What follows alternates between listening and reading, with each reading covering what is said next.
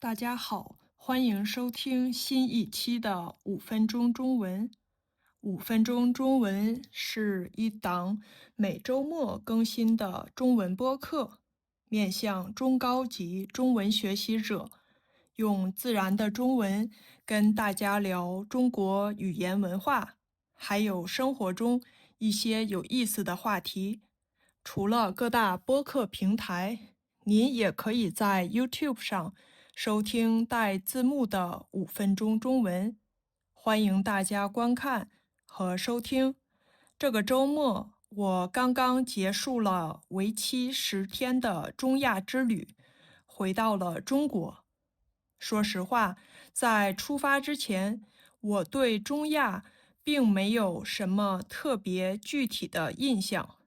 我知道这里和古代丝绸之路有关，也知道它在中国的西边，但也就仅此而已。不过，今天我不想跟大家介绍景点，也不想推荐旅游攻略，而是想分享旅行中几个让我印象特别深刻的小片段。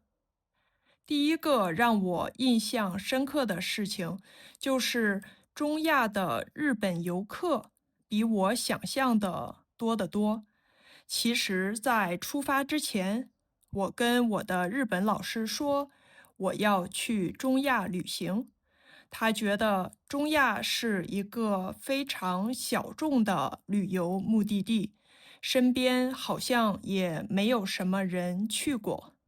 但是从北京首都国际机场开始，我就发现日本游客还蛮多的。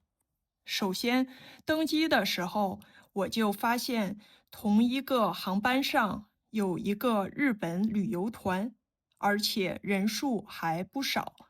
后来到了乌兹别克斯坦，从塔什干到布拉哈，再到萨马尔罕，不管是在景点、餐厅还是机场，我都能看到不少日本游客。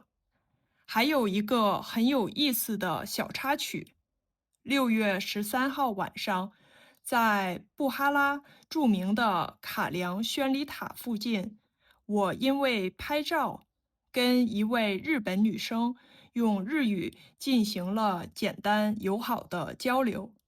后来回想起来，我觉得那个场景还挺神奇的。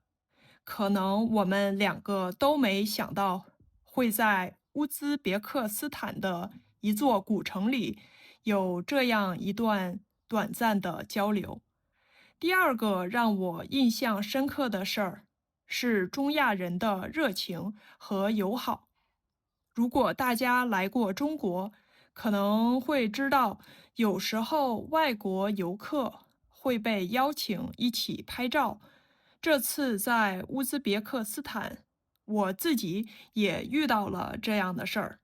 在萨马尔罕著名的雷吉斯坦广场，我被当地家庭邀请一起合影，而且这样的经历还不止一次。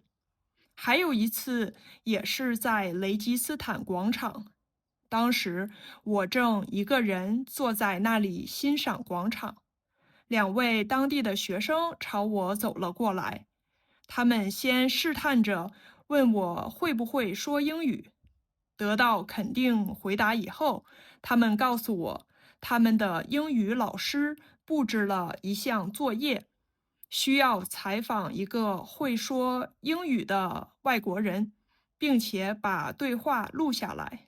我答应以后，他们就对我进行了一段简短的采访。这是一对兄弟，我们聊得很开心，我也很高兴能帮到他们。